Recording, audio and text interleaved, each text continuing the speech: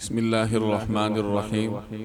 حضرت عبداللہ بن مسعود رضی اللہ تعالی عنہ کی روایت ہے جس کا مفہوم یہ ہے کہ نبی کریم صلی اللہ علیہ وسلم نے ارشاد فرمایا کہ حج اور عمرے پے در پے کیا کرو، کیونکہ ان دونوں کی وجہ سے گناہ اور فقر ایسا ختم ہوتا ہے جیسے بھٹی لوہے، سونے اور چاندی کے میل کچیل کو ختم کر دیتی ہے۔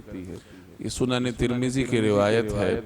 بیت اللہ شریف کے طواف، صفا مروہ کی سعی، احرام اور حلق پر مشتمل عبادت کو عمرہ کہا جاتا ہے۔ مسلمان مختلف مواقع پر یہ فضیلت سر انجام دیتے رہتے ہیں۔ ایک روایت کا مفہوم ہے کہ جب کوئی آدمی ایک عمرہ کرتا ہے اور اس کے بعد دوسرا عمرہ کرتا ہے تو ان دونوں عمروں کے درمیان کے گناہ اللہ تبارک و تعالی معاف فرما دیتے ہیں۔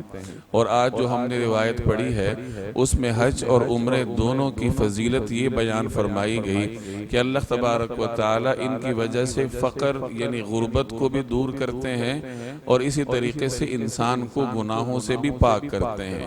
گویا کہ آدمی عمرے پر یا حج پر جو خرچہ کرتا ہے، پیسے لگاتا ہے، تو اللہ تبارک و تعالی دنیا ہی میں اس کے رزق میں اضافہ فرما کر گویا اس کی کمی کو دور فرما دیتے ہیں۔